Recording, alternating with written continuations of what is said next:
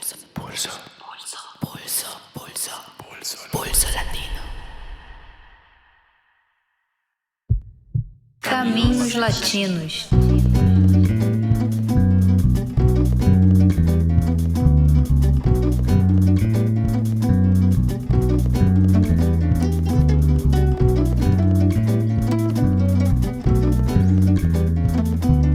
Começa agora o 11º episódio da série Caminhos Latinos.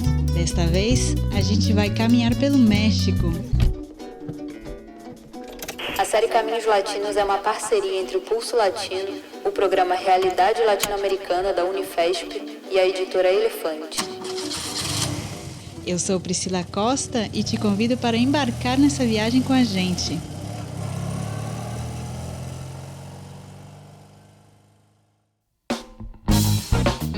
Temos uma surpresinha para vocês. Nossa programação era fazer 12 episódios, sendo que o 12º e último seria sobre o Brasil. Mas como a coisa foi ganhando corpo e a gente foi se empolgando, acrescentamos um episódio a mais.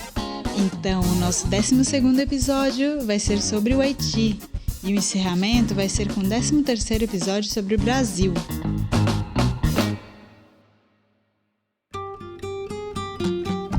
Na primeira parte desse episódio, como já de costume, quem vai caminhar com a gente nos contando um pouco da história do México é o historiador e professor da Unifesp, Fábio Luiz Barbosa dos Santos.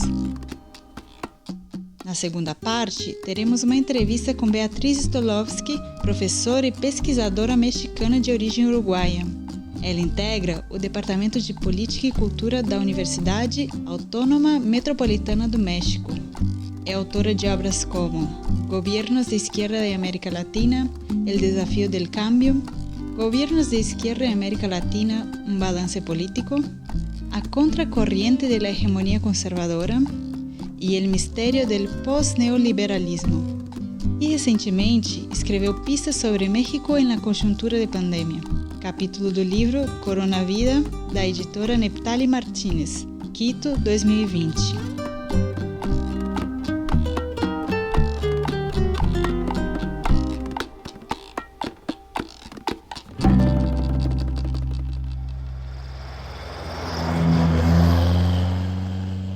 A série Caminhos Latinos vem sendo construída com grande esforço militante pelo coletivo do Pulso Latino e vários parceiros e apoiadores. Siga o Pulso Latino nas redes sociais, escreva pra gente e indique nosso trabalho para seus amigos. Claro, não deixe de nos escutar pelo seu aplicativo de podcast favorito. Então vamos ao episódio. Primeiro, um mergulho na história do México e em seguida a entrevista com Beatriz.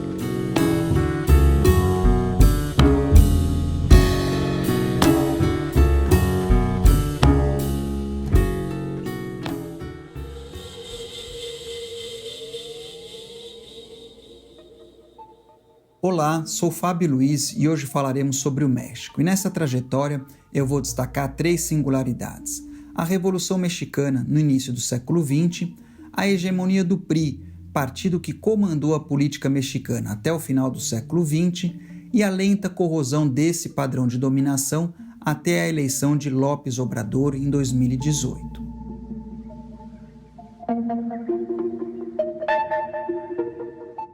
Então vamos lá. O que foi a Revolução Mexicana? A revolução que eclodiu no México em 1910 foi uma das rebeliões populares mais radicais da história. Durante quase 10 anos, o país mergulhou numa guerra civil que envolveu tropas de trabalhadores rurais, guerrilhas camponesas, batalhões operários, caudilhos liberais e conservadores, a igreja, as mulheres como as chamadas adelitas, o exército mexicano e os Estados Unidos. Se a Revolução não alterou a estrutura de classes da sociedade mexicana, e nesse sentido pode ser descrita como uma revolução interrompida, como diz o Adolfo Hilly, ela foi um divisor de águas na história do país. O muralismo mexicano, a reforma agrária e a nacionalização petroleira sob o Cárdenas, o PRI como um partido de Estado, a neutralidade em relação à Revolução Cubana, a preservação do patrimônio arqueológico, a trajetória da UNAM, maior universidade da América Latina, entre outros traços marcantes, só podem ser compreendidos à luz desse evento fundador. Então, se o México hoje é conhecido por suas novelas, na sua raiz está uma epopeia. As raízes da Revolução remetem às contradições do desenvolvimento do país no século XIX. Depois da independência em 1821, a própria sobrevivência nacional teve ameaçada. O México foi envolvido em conflitos com a Espanha em 1829, com a França em 1838 e 2 vezes com os Estados Unidos, entre 1835 e 36 e entre 1846 e 48. E esses últimos conflitos resultaram em importantes perdas territoriais. Texas, Califórnia, Novo México, Arizona, entre outros estados do atual Estados Unidos, eram originalmente território mexicano. Diante dessa realidade, setores da classe dominante entenderam ali, em meados do século XIX, que o progresso era um imperativo para o país sobreviver. E a via do progresso implicava intensificar relações mercantis com os Estados Unidos, que foram potenciadas por ferrovias, mas também implicava o desenvolvimento capitalista no campo, o que implicava enfrentar a igreja, que era a principal latifundiária improdutiva, mas também as comunidades rurais, que têm na terra um meio de vida e não uma mercadoria. Então, esse liberalismo mexicano foi capitaneado por um homem de origem indígena, o Benito Juárez, e esse liberalismo no governo provocou uma reação de setores reacionários próximos à igreja que mobilizaram o apoio externo, de modo que tropas francesas invadiram o México em 1862 e uma breve monarquia se instalou entre 1864 e 67. Era o mesmo período em que os Estados Unidos se dilaceravam na Guerra da Secessão. Ao concentrar a resistência ao invasor e ao imperador Maximiliano de Habsburgo, imperador que afinal foi degolado e os seus olhos azuis enviados numa caixa de volta para a Europa, o liberalismo mexicano terminou por se identificar com o próprio nacionalismo. E é esse o pano de fundo do porfiriato, o período, como é conhecido, o período entre a derrota da reação, a reação às reformas liberais nos anos 1870 e a explosão da Revolução em 1910, 1911. E nesse período o México foi comandado pelo tirano Porfírio Díaz entre 1876 e 1911, Esse regime, o porfiriato, sacrificou a dimensão política do liberalismo, ou seja, as liberdades de expressão e de organização, em nome da modernização e da estabilidade, que eram então entendidas como premissas necessárias para espantar o fantasma da fragmentação territorial. Esse arranjo foi favorecido pelo crescimento econômico, uma vez que o México engatou como exportador primário na extraordinária expansão industrial dos Estados Unidos depois da Guerra da Secessão. Por outro lado, o avanço das relações capitalistas no campo aguçou tensões sociais que afinal explodiram na Revolução. O estopim da rebelião foi uma disputa no seio da elite. O fazendeiro Francisco Madero, que era o líder do partido contrário à enésima reeleição de Porfírio Díaz, conclamou aliados a um levantamento armado em novembro de 1910. O Díaz tinha anunciado eleições, mas depois voltou para trás. O levante foi exitoso. Díaz caiu no ano seguinte e o Madero se sagrou presidente. No entanto, a rebelião ganhou vida própria e logo ultrapassou os modestos objetivos políticos do seu líder original. Então, grupos armados de perfil muito diverso não se deram satisfeitos com a troca de mando, e aí o Madero passou a combater esses grupos. Apesar da diversidade social e organizativa dos rebelados, um denominador comum os aproximava, que era a questão da terra. As duas lideranças mais famosas da Revolução, o Pancho Villa e o Emiliano Zapata, elas ilustram um pouco essa diversidade. O Villa provém do norte do país, uma sociedade de fronteira onde a mineração, a indústria e a ferrovia difundiram relações de assalariamento. Já o Zapata é oriundo de Morelos, no centro-sul, onde prevaleciam formas comunitárias de relação com a terra associadas aos povos nativos. O Villa comandou um exército, Zapata uma guerrilha. Villa era um homem do rancho, Zapata da comuna. Os caminhos desses dois homens se cruzaram em 1914. Nesse ano, a pressão popular atingiu o seu apogeu, que foi registrado de modo emblemático numa fotografia do Villa sentado na cadeira presidencial ao lado de Zapata na capital mexicana. No entanto, esse triunfo momentâneo não realizou a reivindicação dos de baixo, de modo que nos anos seguintes os de cima se reorganizaram as forças populares foram derrotadas e ambos líderes, Zapata e Villa, foram assassinados. Não há consenso em relação ao momento em que a Revolução se extinguiu. Entre o levante madeirista e a Constituição de 1917, o mesmo ano da Revolução Russa, o poder mudou de mão diversas vezes. Nesse processo, a intransigência das classes dominantes com a mudança social ficou cristalina. Sucessivos presidentes se dedicaram a encerrar o conflito, reprimindo a reivindicação popular, o que estendeu a Guerra Civil por quase uma década. Confrontada com o espectro da insurreição popular e a sombra de uma sempre possível intervenção estadunidense, os de cima evitaram a todo custo o que seria o caminho mais curto para a paz: resolver a questão agrária.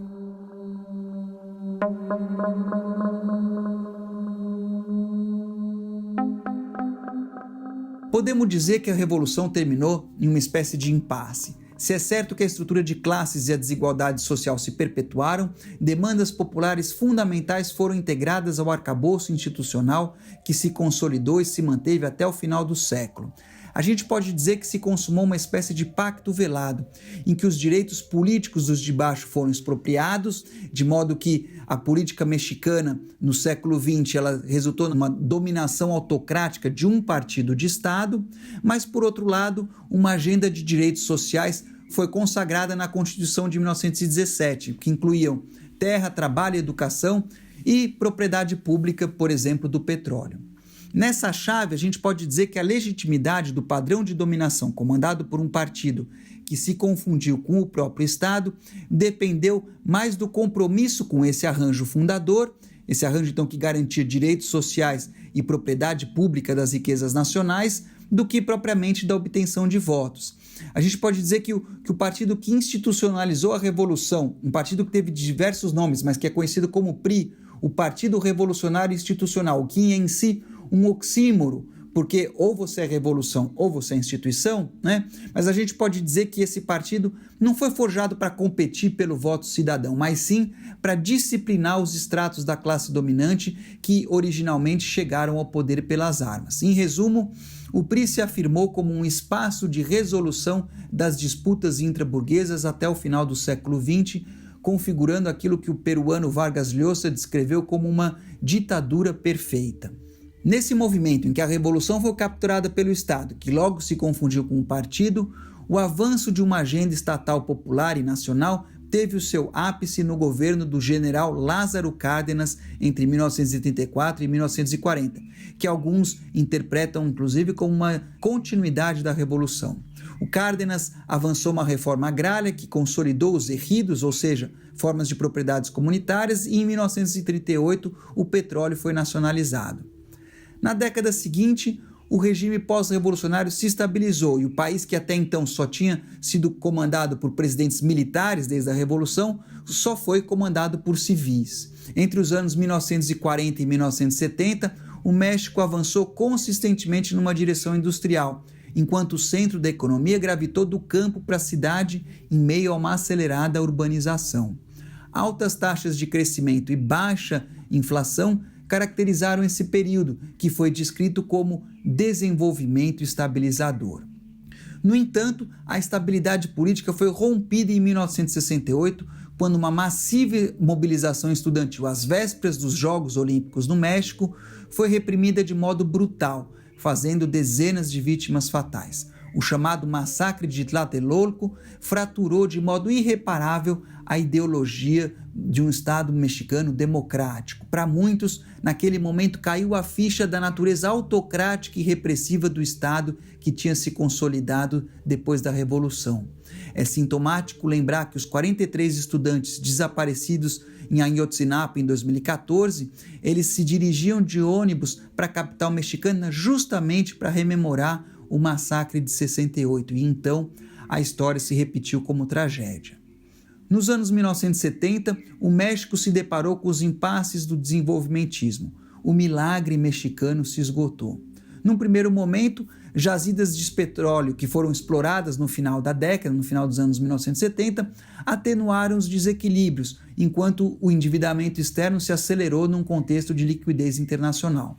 Mas nos anos 1980, a elevação das taxas de juros internacionais se somou à queda nos preços do petróleo para provocar uma tremenda crise que forçou o país a decretar moratória da dívida em 1982.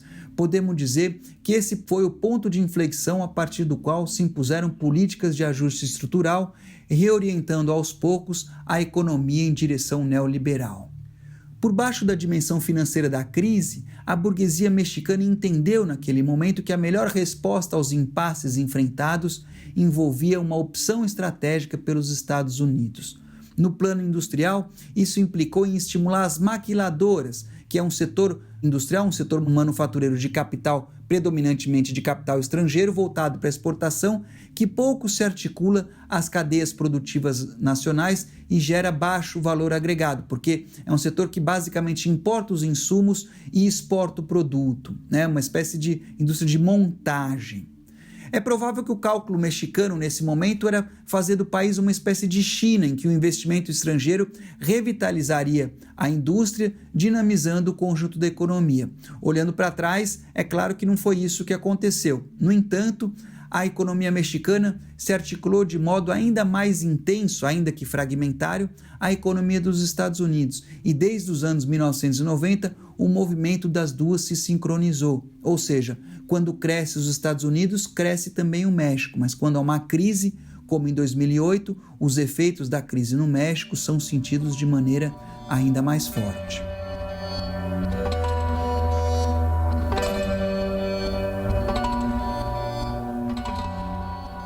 A opção estratégica pelos Estados Unidos nos marcos da inflexão neoliberal implicou em um distanciamento das premissas do regime pós-revolucionário. Embora o compromisso com a nação que até então prevalecia não deve ser idealizado, afinal de contas o México continuou sendo um país desigual e dependente, houve, a partir dos anos 1980, uma guinada notável. A maquiladora no lugar da indústria voltada para o mercado interno. Privatizações que comprometeram a soberania sobre os recursos minerais e energéticos. Pressões mercantis em favor do agronegócio, ameaçando a propriedade comunal da terra. De modo que, no conjunto, as bases do pacto fundador do Estado pré-revolucionário foram colocadas em xeque e, como consequência, a legitimidade desse padrão de dominação foi erodida. É esse o contexto em que se deu uma espécie de rebelião eleitoral liderada por Cuauhtémoc Cárdenas, um dissidente do PRI que se candidatou à presidência contra o Partido de Estado em 1988. Apesar de vitoriosa nas urnas, a candidatura foi derrotada por uma escandalosa fraude que as manifestações populares foram incapazes de reverter.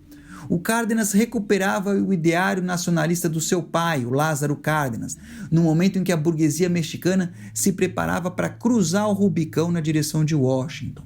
É sintomático que naquele momento o partido Acción Nacional, o PAN, um partido que surgiu nos anos 1940 como uma reação ao cardenismo original do Lázaro Cárdenas, tenha se aliado então ao PRI contra o neocardenismo meio século depois. A presidência de Salinas Gortari, o candidato do PRI que afinal se impôs em 1988, essa presidência começou sob o espectro da fraude e terminou em meio a denúncias de corrupção e assassinatos. No meio tempo, o México aderiu ao Tratado de Livre Comércio da América do Norte, que é conhecido no Brasil como NAFTA, que é a sua sigla em inglês. Esse tratado institucionalizou a opção da classe dominante pelos Estados Unidos, ao mesmo tempo em que os artigos mais famosos da Constituição de 1917 foram se modificando, abrindo caminho para a mercantilização dos ejidos, da propriedade comunal da terra, e para uma maior privatização e desnacionalização das riquezas naturais. A resistência a esse processo foi sintetizada pela insurgência do Ejército Zapatista de Liberación Nacional, os zapatistas, uma insurgência que eclodiu no estado de Chiapas no 1º de janeiro de 1994, o mesmo dia em que o NAFTA entrou em vigor. O sentido geral do movimento nesses anos pode ser sintetizado em alguns elementos. Então, se consolidou um padrão manufatureiro dissociado do mercado interno e das cadeias produtivas nacionais. Um padrão manufatureiro que se apoia na superexploração do trabalho barato, em particular do trabalho feminino.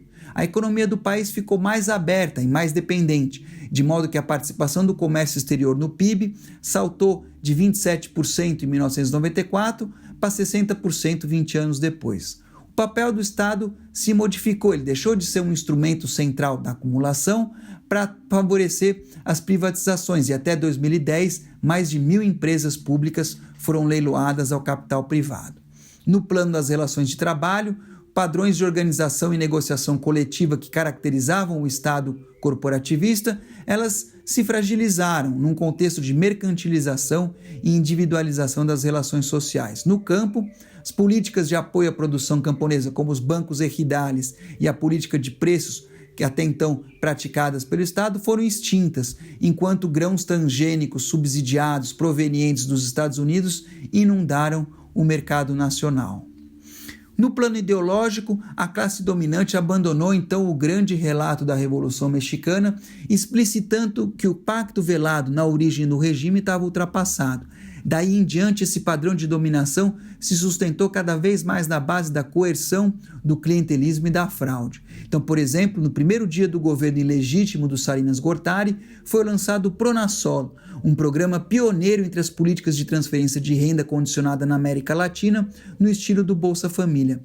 Naquele momento, o programa visava restituir a legitimidade questionada do novo governo e também do seu partido, por meio de um programa assistencial que foi manipulado de modo clientelista. Mas ele também sinalizava a passagem da lógica de direitos universais para estratégias focalizadas de combate à pobreza. Ao mesmo tempo, se abriram as portas para o PAN cogovernar com o PRI, num arranjo que ficou conhecido pelos mexicanos como PRIAN. Nas eleições seguintes, a expectativa positiva em relação à entrada em vigor do NAFTA, que na verdade coincidiu com uma grave crise econômica, e os vínculos clientelistas reforçados pelo Pronasol asseguraram a vitória do candidato do PRI, o Ernesto Zedillo. Mas aquela foi uma campanha marcada pelo assassinato do candidato original do partido, uma história que até hoje não está bem explicada, e do próprio presidente do PRI, o Francisco Ruiz Massieu. E esses acontecimentos eram indícios da degeneração do papel aglutinador das classes dominantes que o partido tinha jogado até então. Na eleição seguinte, em 2000, o Vicente Fox se elegeu pelo PAN, rompendo o que pode ser considerado como o sistema de partido único mais longevo da história. O PRI comandou entre 1929 e 2000. Embora alguns tenham celebrado essa mudança como uma democratização, na prática o que aconteceu foi uma alternância nos marcos do conglomerado político que comandava o país, o chamado PRIAN. Sintomaticamente, o Fox foi o primeiro presidente que se formou numa universidade privada, como também foi o caso dos seus sucessores antes do López Obrador, que se elegeu em 2018. Na disputa presidencial seguinte, em 2006, Andrés Manuel López Obrador, que também é conhecido como AMLO, as siglas do seu nome, ele que naquele momento era governador do Distrito Federal, se candidatou pelo Partido da Revolução Democrática, o PRD, que tinha sido fundado em 1988 pelo Cárdenas. O resultado dessa eleição foi muito questionado, porque o AMLO perdeu por uma diferença de 0,5% dos votos, enquanto o candidato do PAN, Felipe Calderón, assumiu a presidência haiga sido como haiga sido, como ele disse, ou seja, não importa como foi. Naquela eleição, o PRI amargou pela primeira vez um terceiro lugar. Em 2006, naquela eleição, o López Obrador sustentava posições mais combativas do que 3 eleições mais tarde, e também era o momento de ascenso da onda progressista sul-americana. Chávez, Lula e Kirchner estavam no auge. O Frente Amplio comandava o Uruguai, o Morales assumiu a presidência da Bolívia e o Correa se elegia no Equador. Então, é plausível que a eleição do AMLO naquele momento fosse temida por uma ordem comprometida com os Estados Unidos, ainda que o fantasma possivelmente fosse mais assustador do que o candidato em carne e osso.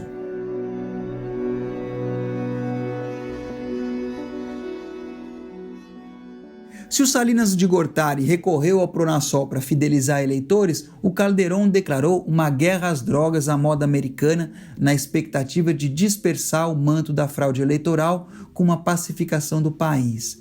É importante lembrar que ao longo dos anos 1990, a repressão e pulverização dos cartéis colombianos desviou rotas de drogas na América Latina e o crime organizado se enraizou e prosperou no México e na América Central. Como consequência, se espraiaram no México níveis de violência colombianos, praticados com requintes de crueldade por antigos quadros da repressão às guerrilhas centro-americanas treinados pelos Estados Unidos e que agora tiram o seu sustento da economia criminosa.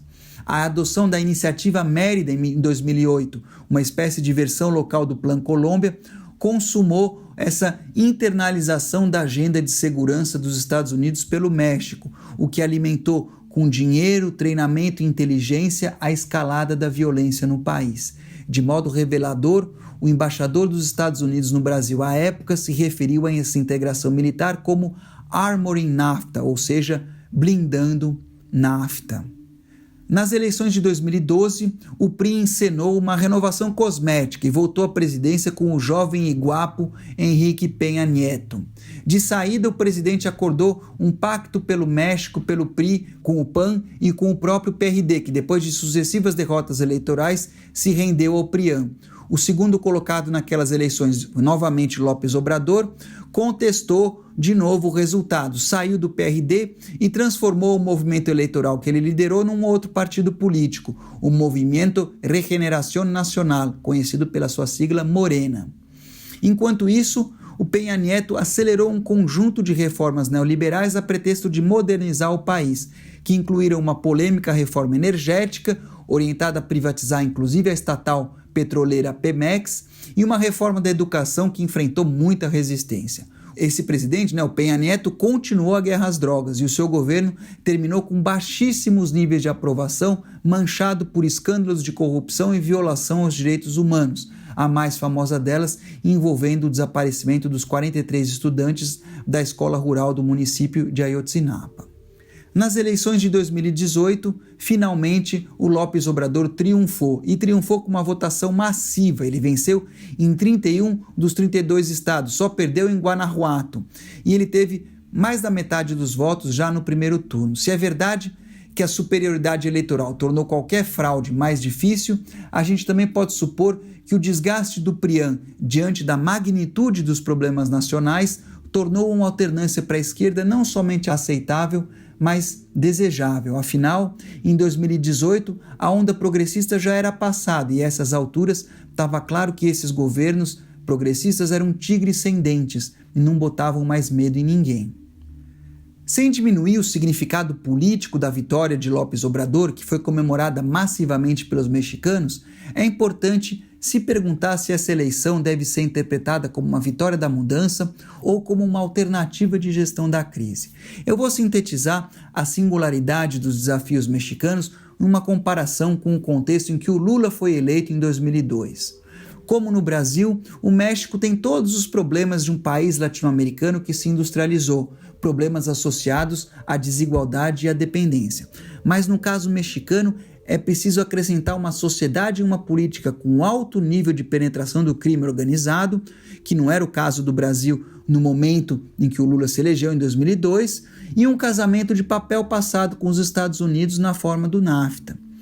Os efeitos do NAFTA, que foi recentemente rebatizado como Acordo Estados Unidos, México e Canadá, não se restringem à esfera comercial, mas eles incidem em todas as esferas da vida mexicana, da política agrária ao padrão alimentar, passando pela política de segurança, política industrial, política de salários numa economia maquiladora, a questão migratória, pela qual o AMLO tem sido bastante criticado e assim por diante. Como López Obrador deixou claro que não mexeria nessa relação, mas ao contrário, a sua equipe participou da renegociação do acordo mesmo antes dele ser empossado, é possível deduzir que a margem de manobra para mudanças no país é estreita. Talvez o que se vislumbre no México seja uma espécie de contradança com o Brasil. Enquanto no país sul-americano a eleição do Bolsonaro sinaliza o fim da nova república, no México o que se esgotou é o padrão de dominação do PRI, ou a sua encarnação mais recente, o PRIAN.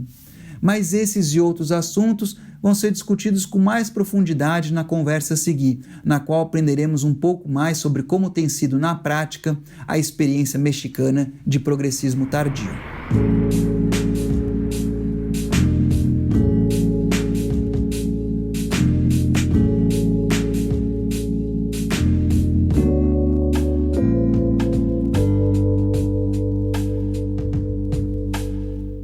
Saludos latinos, ouvintes do Pulso Latino Podcast.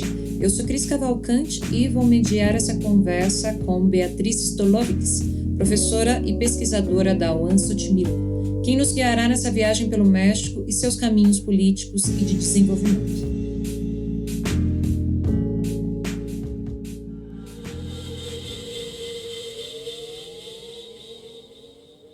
Beatriz, muito obrigada por aceitar o nosso convite. Hola, les agradezco mucho esta invitación para conversar sobre México con compañeras, compañeros, amigos de Brasil. Les mando un abrazo con toda mi solidaridad por los tiempos difíciles que están viviendo, mucho peor con el sufrimiento por la pandemia. Beatriz, na introdução do episódio, o professor Fábio Luiz nos contou um pouco sobre a história mexicana, passando brevemente pelas chamadas 3 transformações. A primeira começaria com a Guerra pela Independência, entre 1810 e 1821, a segunda com as reformas que ocorreram em meados do século XIX, com uma separação entre Estado e Igreja, com Benito Juárez, e a terceira com a Revolução Mexicana, processo entre 1910 e 1917, e também o período do cardenismo, entre 1934 e 1940. O Andrés Manuel López Obrador, conhecido no México como AMLO, apresenta como projeto de governo o que ele chama de Quarta Transformação, conhecida popularmente por aqui como 4T. Você poderia explicar para a gente em que consiste a 4T? No es fácil hablar sobre México en pocos minutos, porque la verdad se conoce poco sobre México en América Latina, aunque esta ha sido la tierra de asilo para los luchadores perseguidos de todos los países. Vamos a ver si podemos hacerlo. A ver, López Obrador ha llamado al proyecto de cambio que encabeza desde el gobierno nacional la Cuarta Transformación de México. Tiene un fuerte sentido simbólico. Su objetivo es rescatar al país de la destrucción que ha sufrido en 36 años de neoliberalismo. Habría que empezar por dar algunos datos para que se comprenda. México tiene 128 millones de habitantes. Casi 70% de la población está en condiciones de pobreza. Más de 30% en pobreza extrema. El salario mínimo ha perdido 80% de su capacidad de compra en estas 3 décadas. Más de 57% de los que trabajan lo hacen en el sector informal, viviendo al día y sin derechos sociales. Y al mismo tiempo, en México están los empresarios más ricos del mundo, que desde luego son transnacionales. Durante años, Carlos Slim fue el empresario más rico del mundo, el número 1. La tremenda concentración de la riqueza ha sido promovida por el Estado neoliberal. Por un lado, con la privatización de 1.200 empresas públicas, muchas de ellas grandes empresas productivas que se las regalaron a privados. Pero también transfiriendo de manera constante inmensas cantidades de dinero público a las grandes empresas, absorbiendo sus deudas privadas como deuda pública. En primer lugar, rescataron a los bancos privados. Los grandes empresarios no pagan impuestos. En esas décadas se estableció que solo tendrían que pagar un 2% de impuestos sobre las ganancias, pero no lo pagaban. Y desde hace más de 20 años, por cada peso que pagaban de IVA, impuesto al valor agregado, el Estado les devolvía 3 pesos, el triple. La transferencia de dinero público a los privados se ha hecho también a través de negociados de funcionarios públicos con fraudes y con robo directo. Para traspasar a los grandes empresarios el dinero público, se redujeron los gastos públicos en educación y salud, se destruyeron derechos laborales y sociales. A eso hay que agregar el saqueo de las riquezas naturales, entregadas a grandes capitales con contratos escandalosos. Para eso, en 1992, los parlamentarios de derecha reformaron el artículo 27 de la Constitución de 1917, la Constitución que surgió de la Revolución, que establecía que los recursos naturales de superficie y subterráneos pertenecían a la nación.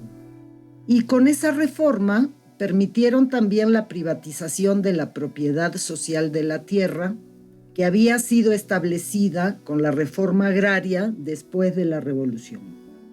El 60% del territorio nacional fue entregado para minería a cielo abierto, con el terrible impacto ambiental y social que tiene.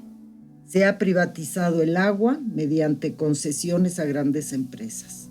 Si bien no pudieron privatizar la gran empresa pública Petróleos Mexicanos, Pemex, por las grandes movilizaciones de resistencia, en 2013 modificaron las leyes energéticas que permitieron privatizar la explotación del petróleo y privatizar la generación y la transmisión de electricidad. Y el territorio de las ciudades también fue asaltado por el gran capital. Con el Tratado de Libre Comercio de América del Norte, con Estados Unidos y Canadá, que entró en vigencia el 1 de enero de 1994, ese saqueo se abrió a las transnacionales de esos países.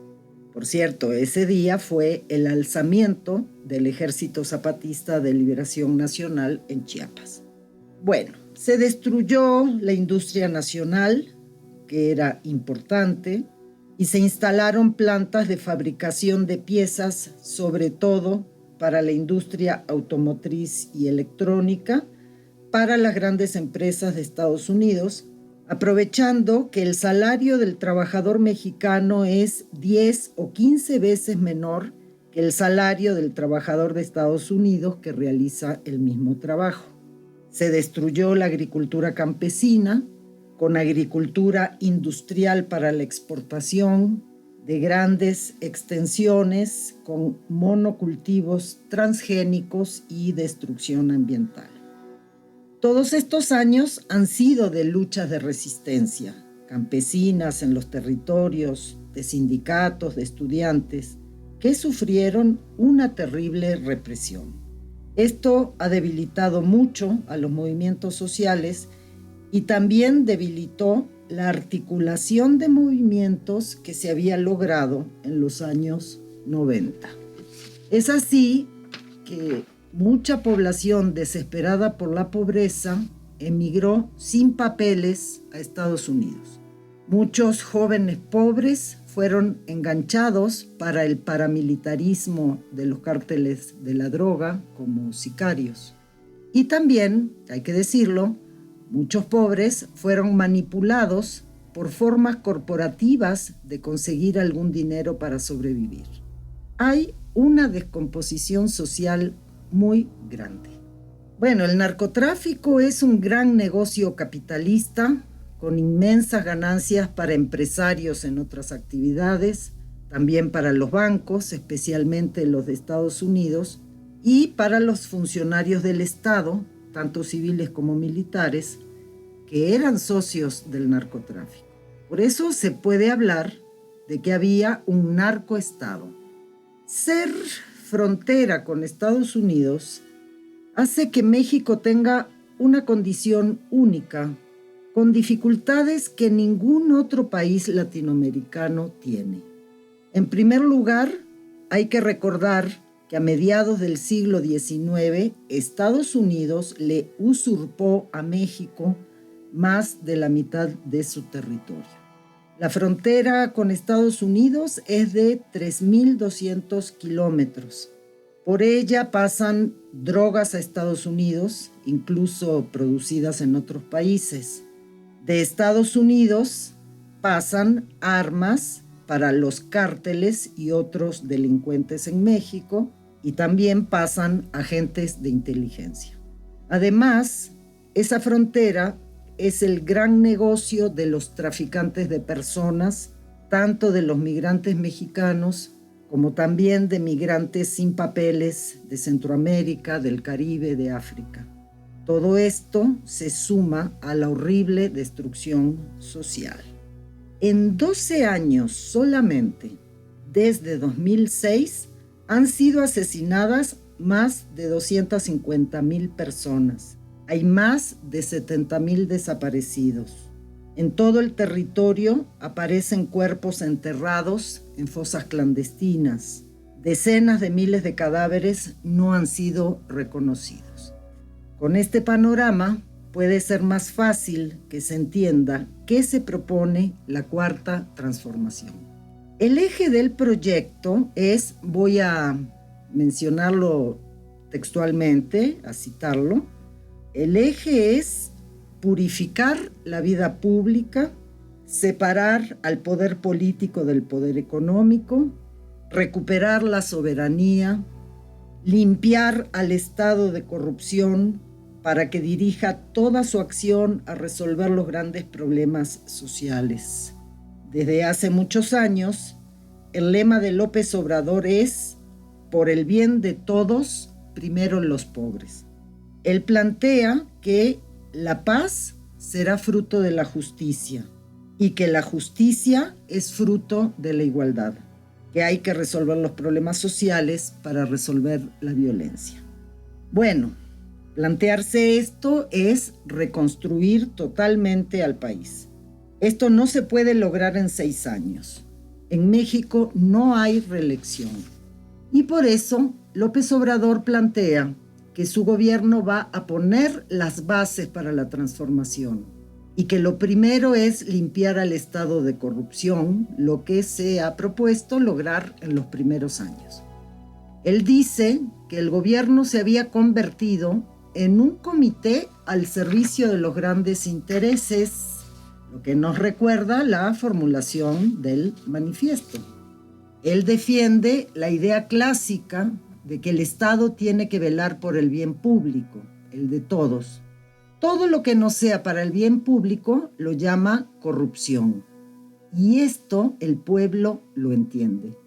Claro, se puede discutir conceptualmente si se le puede llamar a todo corrupción, porque el saqueo del país se ha hecho con leyes a la medida, con un Estado de Derecho al servicio exclusivo del gran capital. A esto se le llama conceptualmente patrimonialismo estatal.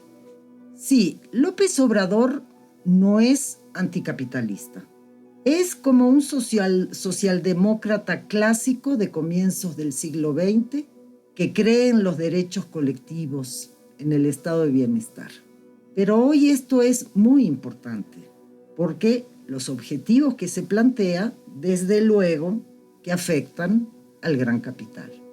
Antes de vencer as eleições presidenciais de 2018, Âmilo já tinha sido chefe de governo da Cidade do México entre 2000 e 2005.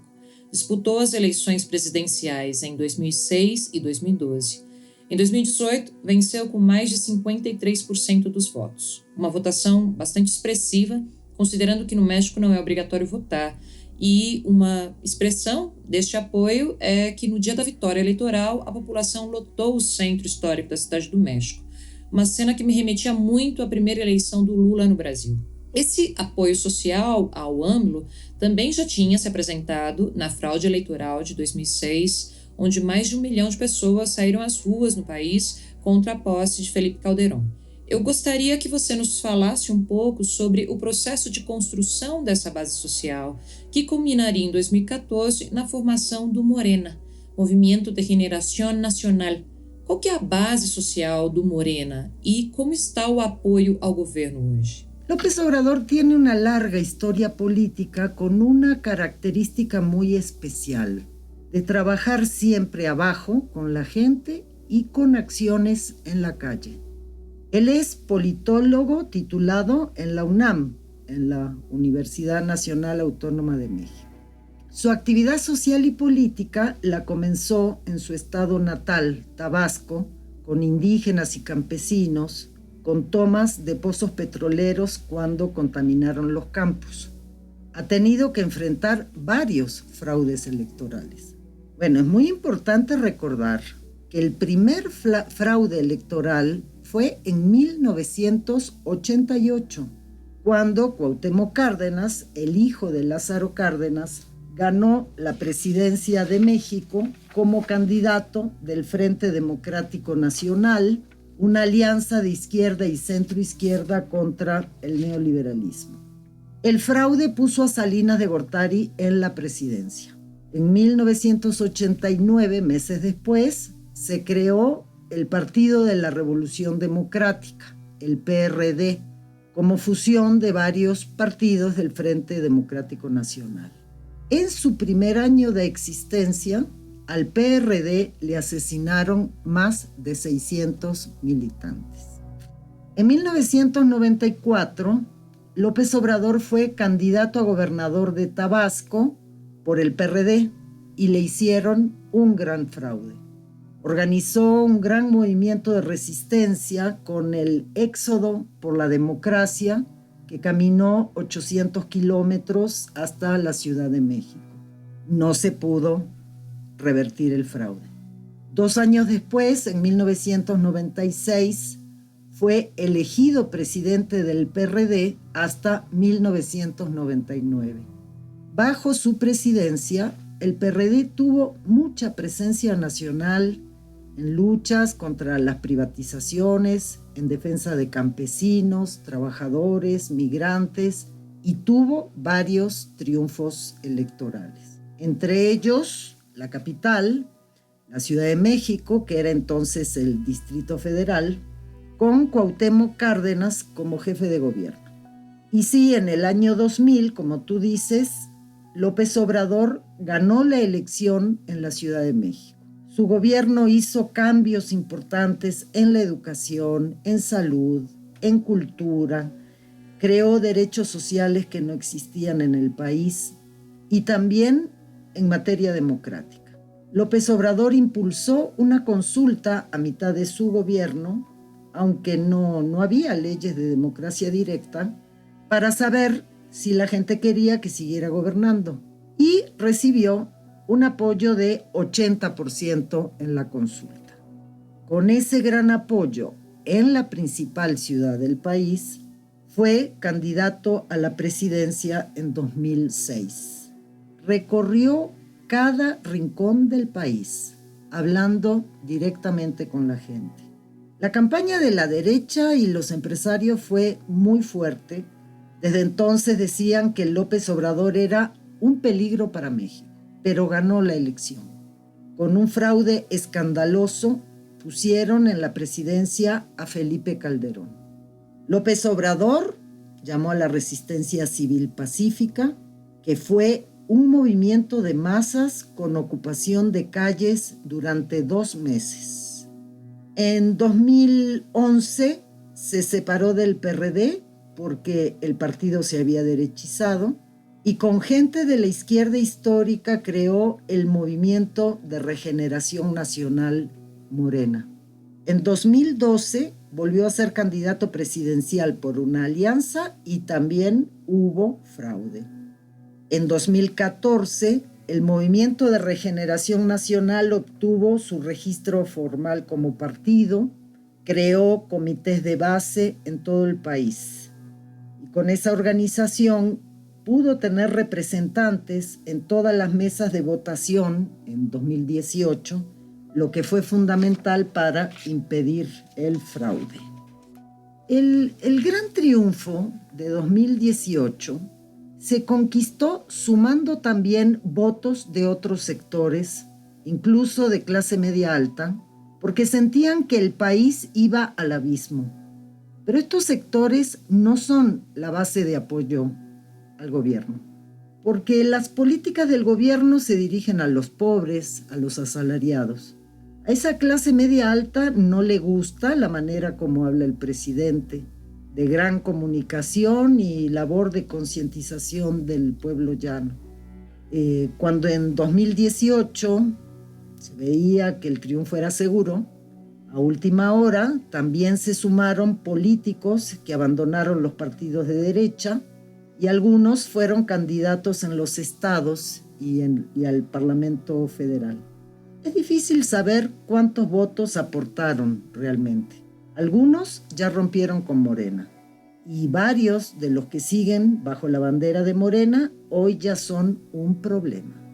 Esas alianzas de última hora eran preocupantes.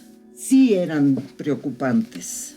Pero hay que entender que después de 3 veces que se ganó la presidencia pero la robaron con fraudes, esta vez tenía que ser un triunfo mucho mayor y no iban a rechazar a los que se sumaran.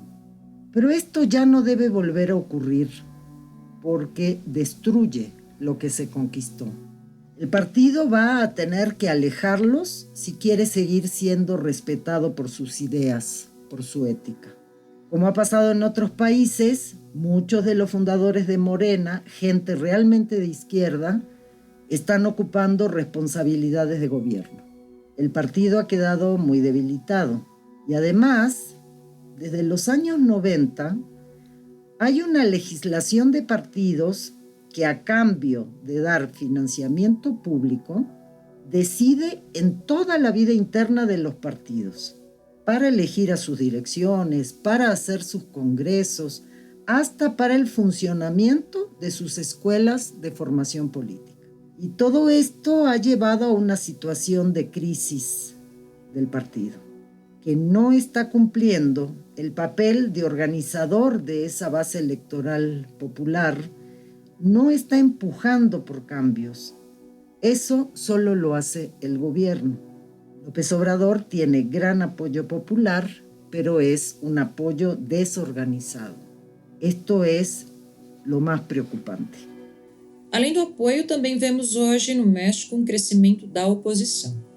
Uma das expressões é o FRENA, Frente Nacional Anti-AMLO. Você considera que esta oposição tem força política para desestabilizar o governo? Como é que você avalia o movimento de oposição ao governo AMLO? No estoy segura de que la oposición de derecha sea mayor hoy que antes, pero es distinta.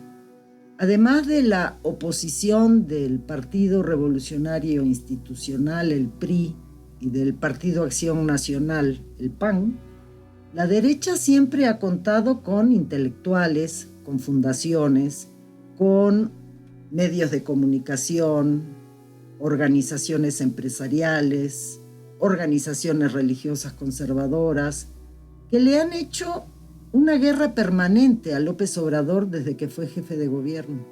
En aquellos años, incluso le hicieron un juicio para destituirlo, promovido por el presidente Fox y con apoyo del Poder Judicial, porque había hecho un camino para las ambulancias de un hospital.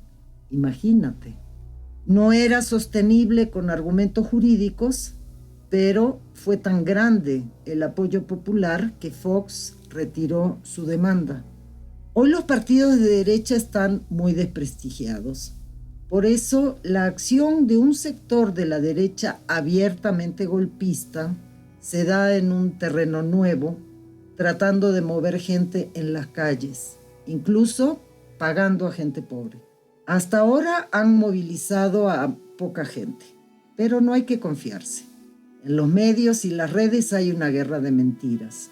Hasta ahora, la comunicación directa del presidente con la población ayuda a contrarrestarla, pero sin organización y política de apoyo no se puede disputar realmente la cabeza de la gente. Beatriz, quais você considera que têm sido os principais limites, avanços, mas também as contradições para impulsar o processo da quarta transformação no México, considerando a atual conjuntura pandêmica?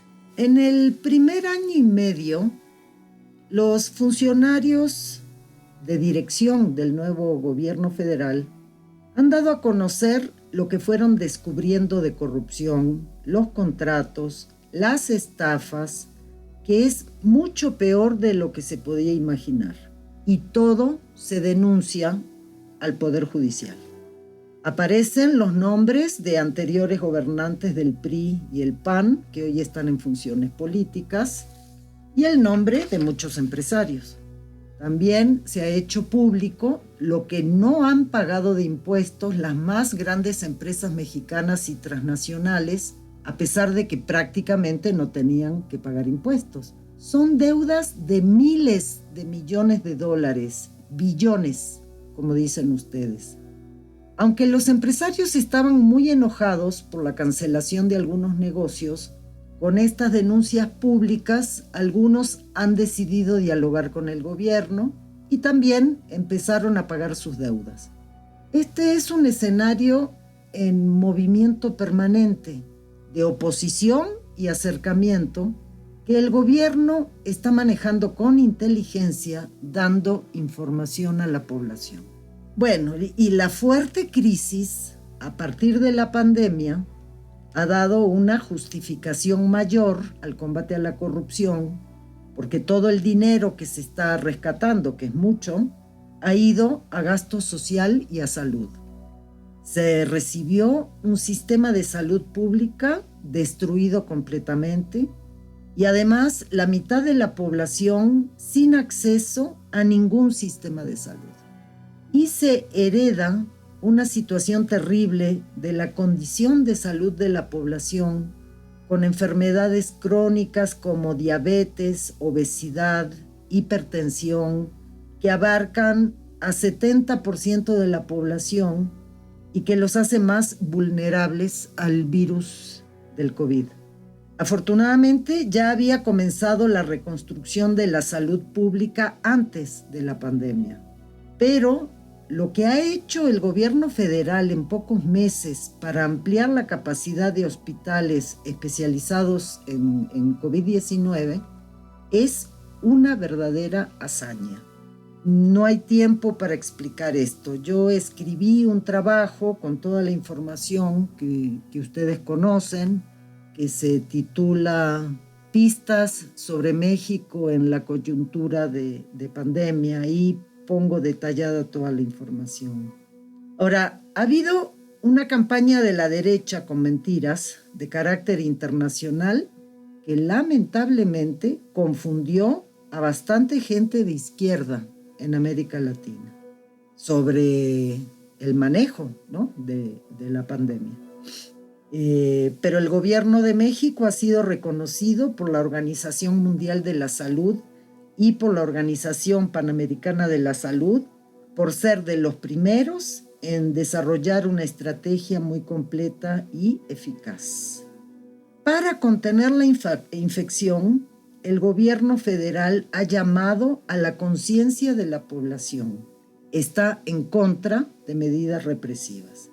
Y es importante explicar, esto es muy importante, que por leyes anteriores, el gobierno de cada estado es la autoridad de salud que decide sobre su población. No es el gobierno federal el que puede tomar todas las decisiones. Sin embargo, cuando se tuvo que suspender actividades económicas para frenar el contagio, el presidente emitió decretos que prohíben a las empresas despedir a sus trabajadores y que los obliga a pagarles su salario. Y también decretos de protección especial a mayores de 60 años y embarazadas y población con discapacidad. Claro, no todas las empresas han cumplido y se les han aplicado sanciones.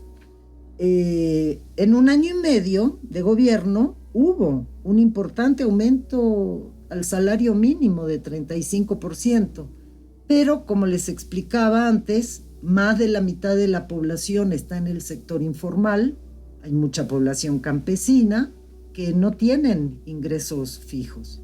A esos sectores se les han dado apoyos especiales en dinero y se han acelerado todos los programas sociales y productivos que habían comenzado antes, con nuevos programas en comunidades rurales de salud, de educación y agroecología, de autogestión comunitaria. Se calcula que un 60% de los hogares han recibido uno o más programas sociales de apoyo. El detalle de los programas, que son muchísimos, los he puesto en este trabajo que les comenté. Y claro, esto ha podido enfrentar en algo los duros efectos de la crisis económica. Que la derecha golpista no haya podido movilizar más gente contra el gobierno es muestra de que buena parte de la población aprecia los esfuerzos que se están haciendo para enfrentar la crisis sanitaria y la crisis econômica. Pobre México, tão longe de Deus e tão perto dos Estados Unidos. A frase, atribuída a Porfírio Dias, mas de autoria de Nemésio Garcia Naranjo, é bastante ilustrativa dessa relação entre México e Estados Unidos, tema que é impossível não abordar. Então eu gostaria de saber como você avalia a posição do México no atual xadrez geopolítico. E se considera que a eleição de Joe Biden pode trazer mudanças na relação entre ambos os países. Além disso, como é que você vê a posição do México em relação à América Latina, numa conjuntura mais complexa do que há alguns anos atrás, considerando as crises políticas enfrentadas por vários dos governos chamados progressistas e o avanço da direita na região? El gobierno de López Obrador ha recuperado lo mejor de la vieja doctrina mexicana de relaciones exteriores, basada en la no intervención, en la autodeterminación de los pueblos y en la resolución pacífica de controversias, defendiendo así la propia soberanía. Desde los años 90 esa doctrina fue abandonada con una vergonzosa subordinación a Estados Unidos. El presidente Trump hizo su campaña y la mitad de su gobierno insultando a los mexicanos y a México, con la construcción del muro, con amenazas económicas. Y hay que tomar en cuenta que en Estados Unidos viven 35 millones de mexicanos. Hay que considerar también la dependencia económica que generó el Tratado de Libre Comercio en más de 25 años. De verdad que es una relación muy difícil.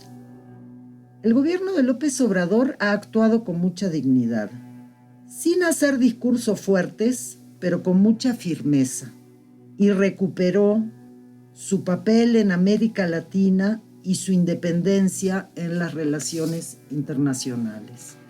Mientras que Trump le declaraba la guerra a China, México aumentó la cooperación con China para enfrentar la pandemia.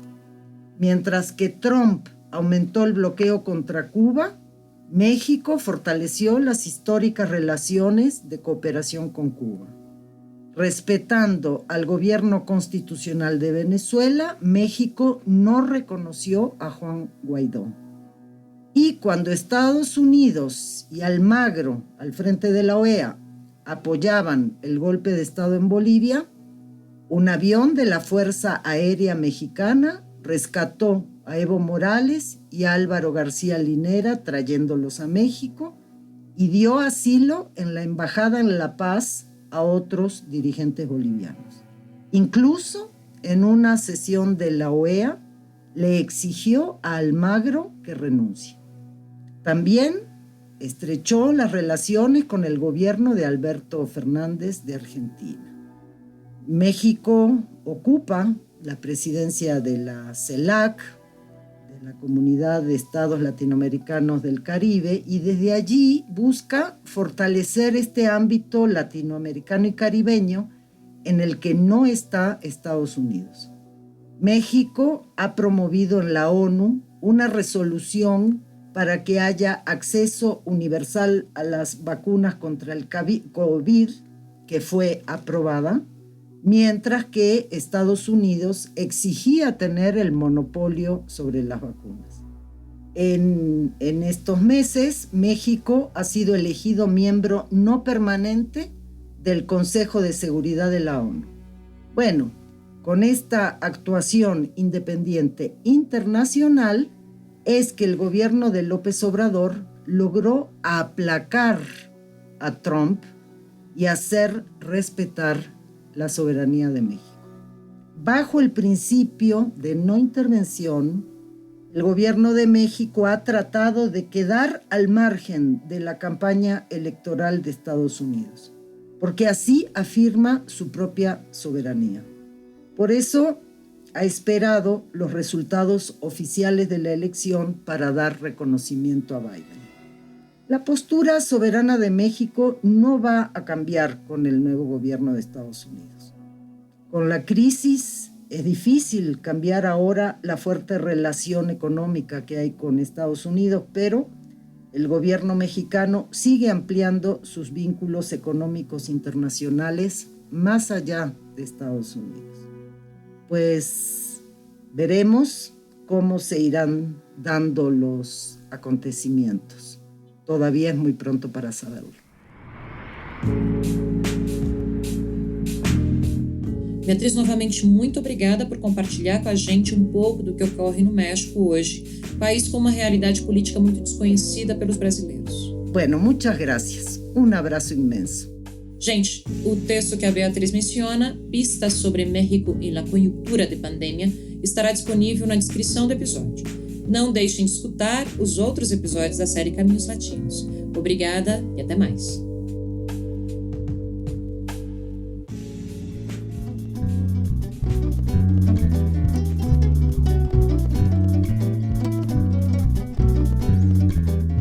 Este podcast conta com edição e mixagem de Felipe Amarrato.